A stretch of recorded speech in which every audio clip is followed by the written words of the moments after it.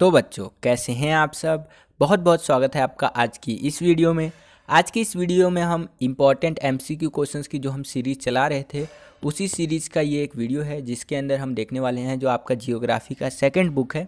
तो second book का हम आ चुके हैं फोर्थ लेसन पे, जिसका नाम है आपका मानव बस्तियाँ। ठीक है, ह्यूमन सेटलमेंट्स इसको इंग्लिश में बोलते हैं। तो इस चैप्टर के बच्चों आज की इस वीडियो में हम इम्पॉर्टेंट एमसीक्यू क्वेश्चंस देखने वाले हैं आपके टर्म वन एग्जामिनेशंस के लिए।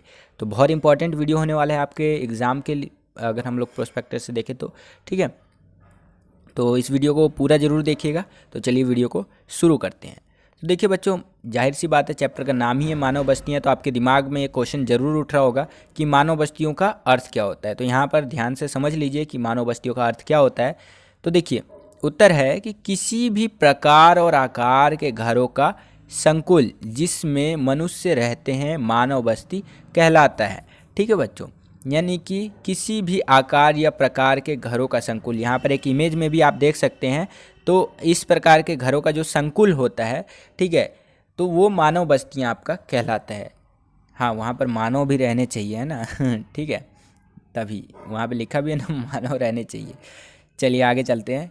अगला प्रश्न देखिए बच्चों, अगला प्रश्न आपकी परीक्षा की दृष्टि से काफ़ी इंपॉर्टेंट कह सकते हैं, इस तरह से प्रश्न बन सकता है। प्रश्न पूछ रहा है बच्चों कि निम्नलिखित में से कौन सा नगर नदी तट पर अवस्थित नहीं है, यानी कि नगर जो नगर है आपका नदी के तट पर स्थित नहीं है। पटना भी है, आगरा भी है, कोलकाता भी है। कोलकाता में गंगा नदी वगैरह देखने को मिल जाएगा आपको, आगरा में आपको यमुना मिल जाएगा। ठीक है, पटना के अंदर आपको गंगा मिल जाएगा, लेकिन भोपाल जो है इसका सही उत्तर होगा। ये कोई नदी तट पे स्थित जो है सो कि नगर नहीं है। ठीक है बच्चों, तो आई होप कि ये क्वेश्चन समझ में आया होगा आपको। आगे चलते हैं, अगला प्रश्न देखिए बच्चों। अगला प्रश्न क्या पूछ रहा है हमसे? प्रश्न पूछ रहा है कि भारत का सबसे बड़ा नगरीय संकुल कौन सा है। तो इसका सही उत्तर है बच्चों ये वृहत मुंबई है आपका। ठीक है बच्चों, वृहत मुंबई। आगे चलते हैं, अगला प्रश्न देखिए बच्चों। अगला प्रश्न क्या पूछ रहा है हमसे? प्रश्न पूछ रहा है बच्चों कि जिन नगरों में सेना की छावनियां होती हैं वहाँ कौन से नगर कहलाते हैं, मतलब वह कौन से नगर कहलाते हैं। तो इसका सही उत्तर है बच्चों ये गैरीसीन नगर या छावनी नगर कहलाते हैं। क्या कहलाते हैं बच्चों? गैरीसीन नगर या छावनी नगर। तो आई होप कि समझ में आया होगा आपको। आगे चलते हैं, अगला प्रश्न देखिए बच्चों। अगला प्रश्न क्या पूछ रहा है हमसे?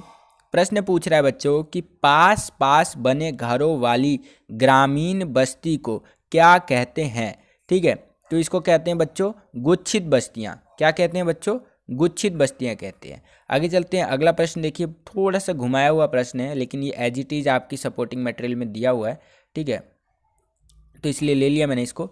ये क्या पूछ रहा है कि वह स्थान जहाँ नगर पालिका या कैंटोनमेंट बोर्ड या नोटिफाइड टाउन एरिया कमेटी है, क्या कहलाते हैं वो। ठीक है, पहला आपका जनगणना नगर, दूसरा है महानगर, तीसरा है प्रशासनिक नगर और चौथा है पर्यटन नगर। तो इसका सही उत्तर है बच्चों ये कहलाते हैं हमारे प्रशासनिक नगर, क्योंकि यहाँ से प्रशासनिक कार्य हो रहे हैं। ठीक है, यहाँ पर नगर पालिका भी है, कैंटोनमेंट बोर्ड भी है, नोटिफाइड टाउन भी है, एरिया है यहाँ पर, तो ये इसलिए हम इसको प्रशासनिक नगर कहेंगे बच्चों। ठीक है, आगे चलते हैं। अगला प्रश्न देखिए बच्चों। अगला प्रश्न मतलब ये आपका सपोर्टिंग मटेरियल में दिया हुआ था, तो एज इट इज़ मैंने वहाँ से निकाल लिया है आपको समझाने के लिए, क्योंकि इसमें से क्वेश्चंस आपका बन सकता है। ठीक है, तो समझिए, इसके अंदर सारे नगरों के बारे में, शहरों के बारे में समझा रखा है।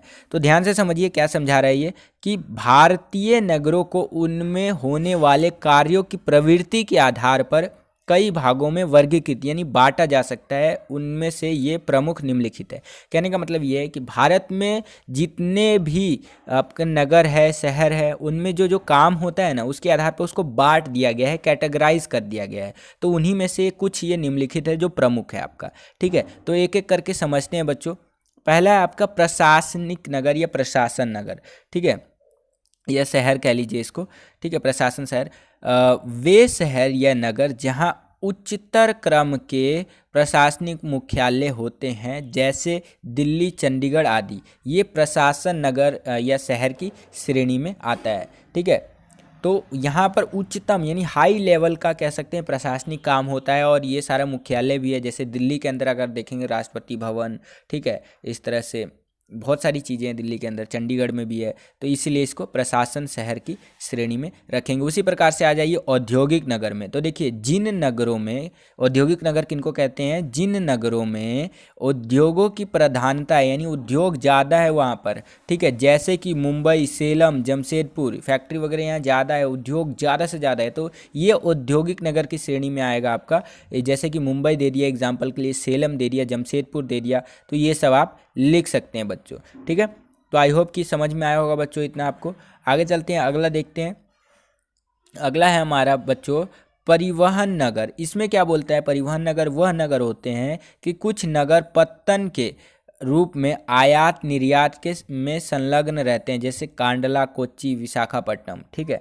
मतलब पत्तन क्या होता है, एक तरह से कह लीजिए आपका समुद्र के किनारे जहाँ पर बोट्स आकर के या बड़े बड़े शिप्स आकर के, जहाज आकर के जो रुकते हैं ना, वो पत्तन कहलाता है, एक तरह से समझ लीजिए, ठीक है।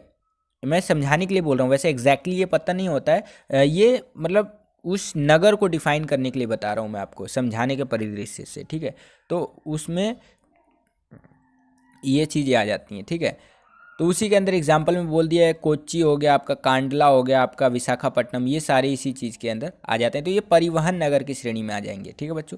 अब आगे चलते हैं, कुछ चीज़ें और समझते हैं। खनन नगर क्या होता है, देखिए वे नगर जो मुख्यतः खनन के लिए जाने जाते हैं, जैसे कि रानीगंज, झरिया, डिगबोई आदि, यहाँ पर खनन होता है, यानी कि खनन करके ज़्यादा से ज़्यादा खनिज पदार्थ निकाले जाते हैं, कोयला, पेट्रोल, डीजल, पेट्रोल डीजल तो नहीं, वो तो सऊदी अरेबिया या फिर गल्फ़ कंट्री से आता है, मतलब कोयला हो गया आपका, स्टील हो गया, लोहा हो गया, एल्युमिनियम हो गया, तांबा हो गया, कॉपर हो गया, सिल्वर हो गया, बहुत सारी चीज़ें ठीक है निकाली जाती हैं खनन करके, यानी खोद करके, तो वो खनन नगर की श्रेणी में आता है। झरिया वगैरह आ जाता है, जो झरिया झारखंड में हो जाता है आपका, डिगबोई हो गया, रानीगंज हो गया, ये सारी चीज़ें आप लिख सकते हैं, ठीक है। क्वेश्चन बनेगा इनमें से एमसीक्यू, इसीलिए मैं आपको समझाया करता हूँ वीडियोस के अंदर। अगला है गैरीसीन या छावनी नगर, जिनमें सेना की छावनियाँ होती हैं, जैसे अम्बाला, मेरठ, ये मैंने आपको बता ही दिया, ठीक है।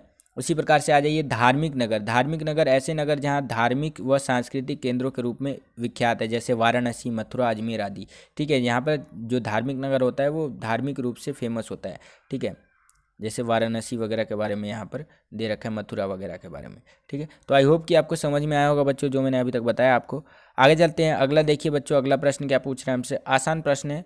प्रश्न पूछ रहा है बच्चों अगला कि मसूरी किस श्रेणी का नगर है, शैक्षिक, खनन, पर्यटन या औद्योगिक। तो इसका सही उत्तर है बच्चों ये है आपका पर्यटन, ठीक है। पर्यटन नगर का एक एग्जाम्पल है, यहाँ पर लोग ट्रैवल करना ज़्यादा पसंद करते हैं, ठीक है। ये चीज़ें तो ये किसकी कैटेगरी में आ जाएगा, पर्यटन के, ठीक है बच्चों। आगे चलते हैं, अगला प्रश्न देखिए। अगला प्रश्न क्या पूछ रहे हैं हमसे कि जलोढ़ मैदान में किस प्रकार की बस्तियां मिलती हैं। तो यहाँ पर गुच्छित बस्तियां मिलती हैं, ठीक है बच्चों। किस प्रकार की मिलती हैं, तो गुच्छित बस्तियां मिलती हैं यहाँ पर। आगे चलते हैं, अगला प्रश्न देखिए बच्चों। अगला प्रश्न ये पूछ रहा है हमसे कि कौन सा नगर मध्यकालीन नगर का एक एग्जाम्पल है, पाटलिपुत्र, मुंबई, दिल्ली या चंडीगढ़। तो इसका सही उत्तर है बच्चों दिल्ली जो है आपका मध्यकालीन नगर में आ जाता है, ठीक है। आगे चलते हैं, अगला प्रश्न देखते हैं। अगला प्रश्न क्या पूछ रहा है हमसे, प्रश्न पूछ रहा है बच्चों कि कौन सा नगर एक प्रशासनिक नगर है आपका। तो वो है आपका गांधीनगर, क्या बात है, गांधीनगर, ठीक है। अगला प्रश्न देखिए बच्चों। अगला प्रश्न क्या पूछ रहा है हमसे कि भारत का सर्वाधिक प्राचीन नगर कौन सा है। तो इसका सही उत्तर है बच्चों वाराणसी जो है सर्वाधिक, यानी सबसे पुराना नगरों में से एक है, ठीक है। तो ये देखिए अगला प्रश्न क्या पूछ रहा है। अगला प्रश्न देखिए बच्चों, इसमें पूछा है कि भारत का सर्वाधिक नगरीय जनसंख्या प्रतिशत वाला राज्य कौन सा है। तो वो गोवा लिखेंगे आप, उत्तर प्रदेश मत लिख देना। यहाँ पर पूछा है भारत का सर्वाधिक नगरीय जनसंख्या प्रतिशत वाला राज्य, ठीक है। तो यहाँ पर आपका गोवा आ जाएगा। आगे चलते हैं, अगला प्रश्न देखिए, अंतिम प्रश्न, आखिरी प्रश्न इस चैप्टर का, कि भारत का सर्वाधिक ग्रामीण जनसंख्या प्रतिशत वाला राज्य कौन सा है। तो ये है आपका Uttar Pradesh, according to latest data के अनुसार बता रहा हूँ मैं आपको, ठीक है, जो मैंने अभी गूगल पे चेक किया विकिपीडिया के अंदर, ठीक है। बाकी एक बार आप अपनी सपोर्टिंग मटेरियल और स्पेशली एनसीईआरटी जरूर चेक कर लीजिएगा, उसमें क्या दे रखा है, ठीक है। तो ये चीज़ है आपका। तो आई होप कि ये वीडियो पसंद आया होगा आपको, इसमें जो भी क्वेश्चंस मैंने समझाए वो समझ में आए होंगे। अगर आपको ये वीडियो पसंद आए तो लाइक कीजिए इस वीडियो को। अगर आप हमारे चैनल पर नए आ गए और हमारे चैनल को सब्सक्राइब नहीं किया तो चैनल को सब्सक्राइब कर लीजिए और इस वीडियो को शेयर कीजिए। क्या कर रहे हैं आप? अगर सब्सक्राइब नहीं किया तो सब्सक्राइब जरूर कर लीजिएगा। बगल में आपको बेल का आइकन देखने को मिलेगा, उसको प्रेस करके ऑल पे क्लिक कर दीजिएगा। इससे आने वाले हमारे चैनल पर नए वीडियोस की नोटिफिकेशन सबसे पहले आपको मिल जाया करेंगी। आज के लिए इतने ही बच्चों, मिलता हूं आपसे अगली एक्साइटिंग वीडियो में। तब तक के लिए खुश रहिए, खुश रखिए सभी को। जय हिंद, वंदे मातरम।